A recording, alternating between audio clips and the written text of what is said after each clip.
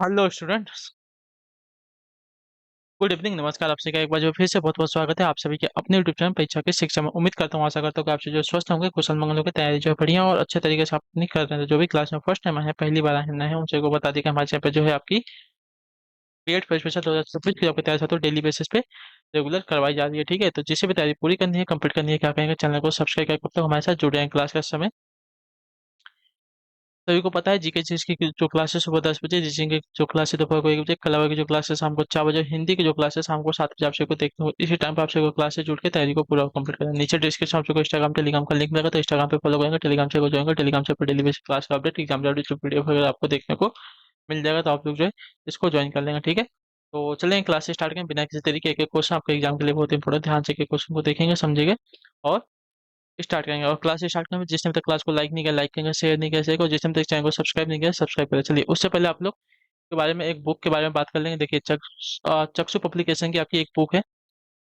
ठीक है, ये क्या है, ये आपकी थियरी के लिए बहुत ही इंपॉर्टेंट है। ठीक है, अगर आपसे को थियरी पढ़ना है, बेसिक क्वेश्चंस के बारे में पढ़ना है, तो आपके पास भी 1 महीने का टाइम है। तो उसके लिए आप जो है कला वर्ग की जो छात्र हैं, या साइंस वाले या वाणिज्यिक वाले जो भी छात्र हैं, वो लोग जो है स्टडी गाइड इसकी खरीद सकते हैं, जिसमें आपको बेसिक्स से लेके एक एक क्वेश्चन जो है बेसिक से लेके आपको पूरा डिटेल में बताया गया है। ठीक है, तो आपका थियरी क्वेश्चन रहेगा इसमें, और इसके बाद आपको एक रहेगी इसकी प्रैक्टिस सेट की बुक। ठीक है, तो प्रैक्टिस सेट के लिए भी जो आपकी एक बुक आती है, उसका ले सकते हैं। पहले आप थियरी पढ़ के अगर उसके बाद आपको चाहिए कि आप वो अब क्या करना है, प्रैक्टिस करना है। ठीक है, तो उसके बाद प्रैक्टिस सेट की बुक ले सकते हैं। ठीक है, कला की आपकी मिल जाएगी। ये कहाँ मिलेगी, तो वो ऑनलाइन मिल जाएगी, फ्लिपकार्ट, अमेजोन, कहीं पे भी जाके आप चेक करेंगे तो मिल जाएगी। ठीक है, मीशो पे भी और चक्सू बुक्स डॉट कॉम पे भी जाके आप लोग एक बार ट्राई करेंगे तो वहाँ पे भी आप सबको मिल जाएगा, तो आप लोग जाके एक बार ट्राई कर लीजिएगा। ठीक है, चलिए क्लास स्टार्ट करें। चलिए, पहला क्वेश्चन देखेंगे आप क्या देगा।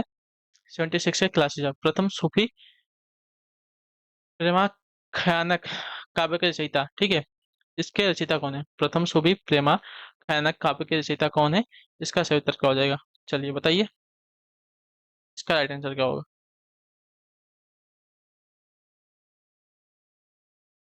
तो इसका सही उत्तर आपका हो जाएगा साथियों, मुल्ला दाऊद है। ठीक है, तो प्रथम सूफी प्रेमा खयानक काव्य के रचयिता आपके मुल्ला दाऊद है। तो ऑप्शन नंबर हमारा जो सी दिया गया साथियों, आपका राइट आंसर होगा। ठीक है, क्लियर सभी को।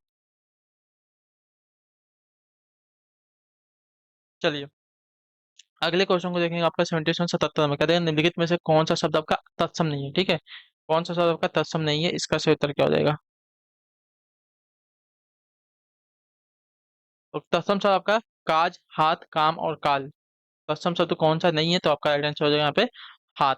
हाथ हमारा जो है तद्भव शब्द है। ठीक है, ये आपका हाथ हमारा हस्त हो जाएगा इसका तत्सम। ठीक है, तो ऑप्शन नंबर जो हमारा बी दिया गया आपका राइट आंसर होगा। क्लियर सभी को।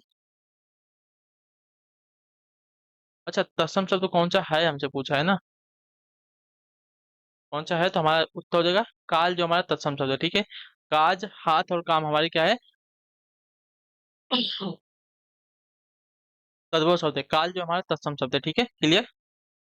चलिए, 78 चौपाई के चारों चरणों में कितनी मात्रा होती है, तो चौपाई के चारों चरणों में हमारी जो है 16 मात्रा होती है। ठीक है, तो ऑप्शन नंबर डी दिया गया आपका राइट आंसर, प्रत्येक चरण में हमारी 16 मात्रा होती है। क्लियर सभी को। चलिए, अगले क्वेश्चन को देखेंगे। आपका क्या देगा है, 79 नंबर बताइएगा राइट आंसर। अशोक के फूल निबंध संग्रह के रचनाकार कौन है, तो अशोक के फूल निबंध संग्रह के रचनाकार की अगर बात करेंगे, तो आपका राइट आंसर होगा यहाँ पे हजारी प्रसाद द्विवेदी। ठीक है, ऑप्शन जो डी दिएगा आपका राइट आंसर होगा। चलिए, कल आपको मैंने क्वेश्चन कराया था ये वाला। ठीक है, कहाँ गया ये, ठीक है। आंसू का वचन मैंने क्या बताया था आपको, आंसू बता देते हैं, गलत हो गया था। ठीक है, आंसू नहीं होगा, आंसू ही होता है। ठीक है, ये आपका नित्य एक वचन में रहता है, नित्य एक वचन में रहने वाला शब्द आपका ये आपका आंसू हो जाएगा। ठीक है, तो रोशनी जी बहुत बहुत धन्यवाद, आपने सही किया इसको। तो जहाँ कहीं भी मैं गलत होता हूँ, ठीक है, जहाँ कहीं भी मेरी गलती होती है, आप लोग तुरंत क्या करिए, नीचे कमेंट बॉक्स में आके बता दीजिए कि सर ये क्वेश्चन रॉन्ग है, इसको सही कर दीजिए, तो मैं आपको अगले क्लास में जो है इसको सही कर दूंगा। ठीक है, तो आंसू का भोजन आपका आंसू ही होगा। ठीक है, याद रखिएगा। क्लियर सभी को, ये बात याद रखेंगे, इसमें गलती नहीं करेंगे। आप सभी को अगर मैं कहीं पे भी गलत होता हूँ, कहीं पे भी कुछ गलत पढ़ा देता हूँ, तुरंत आप लोग बता दीजिए। ठीक है, कि आप सर यहाँ पे गलत हैं। चलिए, तो वेल डन। ऐसे ही आप लोग मतलब क्लास में ध्यान दे के पढ़ेंगे और समझ में आएंगे, तो आप लोगों को भी लगेगा कि हाँ यहाँ पे गलती है, इसको सुधारना चाहिए, तो आप लोग तुरंत बताइए। ठीक है, चलिए, नित्य साहित्य हिंदी साहित्य के आधुनिक काल को इस नाम से भी जो है अभिहित किया जाता है। तो चलिए, हिंदी साहित्य के आधुनिक काल को जो है इस नाम से भी अभिहित किया जाता है। किस नाम से? तो आपका राइट आंसर हो जाएगा यहाँ पे गद्यकाल के नाम से। ठीक है, हिंदी साहित्य को जो है गद्यकाल के नाम से भी अभिहित किया जाता है। तो ऑप्शन नंबर हमारा डी राइट होगा। चलिए, 81 81 नंबर सही उत्तर क्या हो जाएगा बताइएगा। हिंदी बोली भारत में कौन बोलता है? तो हिंदी बोली जो है भारत की अधिकांश जनता बोलती है। ठीक है, हिंदी बोली भारत की अधिकांश जनता बोलती है भारत में। तो ऑप्शन नंबर हमारा बी राइट होगा। चलिए, अब 82 नंबर है, मयंक मंजरी नामक रचना किस विद्या के है बताइए। मयंक मंजरी नामक रचना जो है किस विद्या की है? तो आपका राइट आंसर हो सकती है यहाँ पे, ये जो है नाटक है। ऑप्शन नंबर जो सी दिया आपका राइट आंसर, मयंक मंजरी नामक रचना जो है किस विद्या की है? तो आपका राइट आंसर होगा साथियों नाटक है हमारा। तो ऑप्शन नंबर हमारा जो सी दिया गया सही उत्तर होगा। चलिए, अगले क्वेश्चन को देखेंगे। आपका साथियों है 82 नंबर क्या देगा। वीरों का कैसा हो वसंत कविता की रचना किसने की है? तो आपका सही उत्तर होगा सुभद्रा कुमारी चौहान ने। ठीक है, वीरों का कैसा हो वसंत कविता की रचना जो है सुभद्रा कुमारी चौहान ने की है। क्लियर सभी को? चलिए, 84 84 नंबर ध्यान से देखिएगा और बताइएगा सही उत्तर को। भाषा विज्ञान के अध्ययन को क्या कहते हैं? तो भाषा विज्ञान के अध्ययन को कहा जाता है आपका भाषा तत्वों का अध्ययन। ठीक है, भाषा विज्ञान के अध्ययन को भाषा तत्वों का अध्ययन कहते हैं। ऑप्शन नंबर हमारा सी राइट हुआ। चलिए, 85 नंबर है, गोस्वामी कृष्ण शरण जयशंकर प्रसाद के किस उपन्यास का महत्वपूर्ण पात्र थे? गोस्वामी कृष्ण शरण जो है जयशंकर प्रसाद के किस उपन्यास का महत्वपूर्ण पात्र है? तो इसका सही उत्तर हो जाएगा साथियों ये जो है कंकाल का। ठीक है, ऑप्शन नंबर जो आपका ये दिया गया राइट आंसर, गोस्वामी कृष्ण शरण जो है जयशंकर प्रसाद के कंकाल उपन्यास का महत्वपूर्ण पात्र है। ऑप्शन नंबर हमारा ये जो दिया गया राइट आंसर। चलिए, 86 नंबर पे ध्यान से देखिएगा बताइएगा राइट आंसर क्या हो जाएगा। परहित सरिस धर्म नहीं भाई पर पीड़ा सम नहीं अधमाई, इस पंक्ति के रचयिता कौन है? परहित सरिस धर्म नहीं भाई पर पीड़ा सम नहीं अधमाई। ठीक है, तो इस पंक्ति के रचयिता आपके तुलसीदास जी हैं। ऑप्शन नंबर जो आपका ये दिया गया राइट आंसर होगा। ठीक है, परहित सरिस धर्म नहीं भाई पर पीड़ा सम नहीं अधमाई, इस पंक्ति के रचयिता हमें तुलसीदास जी। ऑप्शन नंबर जो आपका ये दिया गया सही उत्तर होगा। चलिए, 87 नंबर पे ध्यान से देखिएगा बताइएगा राइट आंसर का। साँच बराबर तप नहीं झूठ बराबर पाँच।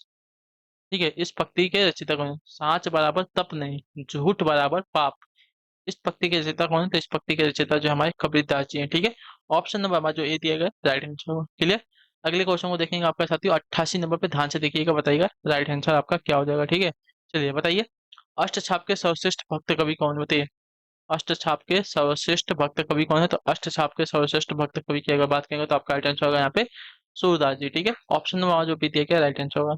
अष्टछाप के सर्वश्रेष्ठ भक्त कवि जो हमारे सूरदास जी।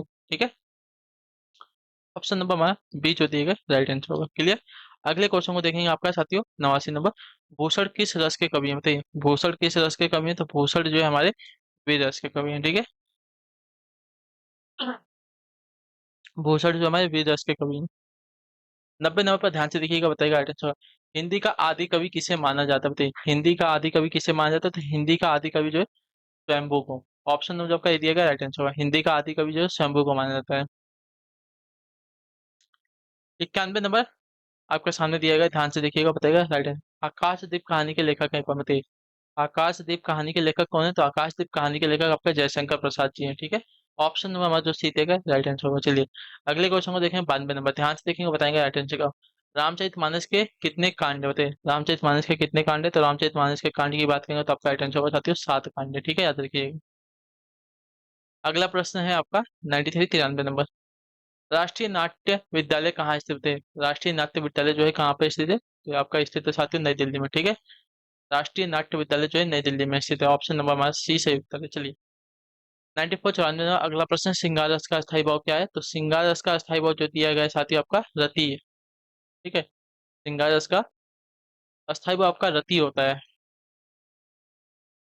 अब 95 नंबर, 95, जकी रही भावना जैसी प्रभु मूरत देखी तिन तैसी, प्रस्तुत पंक्ति के रचयिता करें। जकी रही भावना जैसी प्रभु मूरत देखी तिन तैसी, इस प्रस्तुत पंक्ति के रचयिता कौन है? तो इस पंक्ति के रचयिता की अगर बात करेंगे तो आपका राइट आंसर यहाँ पर हो जाएगा तुलसीदास जी। ऑप्शन नंबर हमारा जो सी देगा राइट आंसर होगा। ठीक है, चलिए, अगले क्वेश्चन को देखेंगे आपके साथियों 96 नंबर, ध्यान से देखिएगा बताएगा, निम्न में से भक्ति काल का एक कवि अवतारवाद और मूर्ति पूजा का विरोधी था, इसके बावजूद वह हिंदुओं के जन्म मृत्यु संबंधी सिद्धांतों को मानता रहा,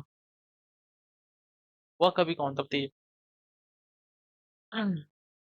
निम्न से भक्ति काल का वह कवि अवतारवाद और मूर्ति पूजा का विरोधी था। ठीक है, और ताराबाद मूर्ति पूजा का विरोधी था। इसके बावजूद वह हिंदुओं के जन्म मृत्यु संबंधी सिद्धांतों को मानता रहा। वह कवि कौन था? तो वह कवि हमारे कबीरदास जी। ठीक है, ऑप्शन नंबर बी दिया गया है, सही उत्तर है। ठीक है, चलिए अगले प्रश्न को देखेंगे। 97 97 नंबर, ध्यान से देखिएगा। प्रथम सुबि प्रेमाख्यानक काव्य के रचयिता कौन थे? तो इसका मैंने अभी बताया था ना आपका, मुल्ला दाऊद। ठीक है, क्वेश्चन रिपीट हो गया तो चलिए, मुल्ला दाऊद आपका आंसर हो जाएगा। चलिए अगला प्रश्न आपका 98 98। जायसी ग्रंथावली के संपादक का नाम बताइए। जायसी ग्रंथावली संपादक का नाम क्या हो जाएगा? जायसी ग्रंथावली संपादक का नाम आपका हो जाएगा साथियों रामचंद्र शुक्ल। ठीक है, ऑप्शन में जो डी दिया गया आपका राइट आंसर होगा। चलिए 99 नंबर, दोहा छंदे में श्रृंगारी रचना प्रस्तुत करने वाले हिंदी के सर्वाधिक ख्याति लब्ध कवि कौन होते हैं? दोहा छंद के दोहा छंद में श्रृंगारी रचना प्रस्तुत करने वालों में हिंदी के सर्वाधिक ख्याति लब्ध कवि हैं कौन? तो इसका सही उत्तर आपका हो जाएगा यहाँ पे बिहारी है। ठीक है, ऑप्शन में जो बी दिया गया राइट आंसर हो जाएगा। चलिए अगला प्रश्न आपका आखिरी क्वेश्चन 100 नंबर। कंचन तन धन बरन बर रहे रंग मिली रंग जानी जाति सुबास ही केसरी लाई अंग। उपयुक्त पत्नियां किसकी है? कंचन तन धन बरन बरे रहे रंग मिली रंग जानी जाति सुबास ही केसरी लाई अंग। उपयुक्त पत्नियां किसकी है? तो पत्नियां जो है हमारी बिहारी की हैं। ठीक है, तो ऑप्शन नंबर हमारा जो सी दिया गया राइट आंसर होगा। ठीक है, तो चलेंगे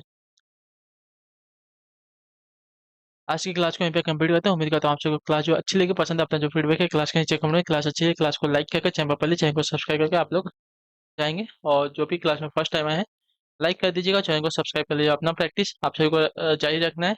कुछ भी डाउट, कुछ भी क्वेश्चन, कुछ भी कोई रहेगा नीचे कमेंट में बताएंगे। आप सभी से मिलेंगे आपके अगली क्लास में।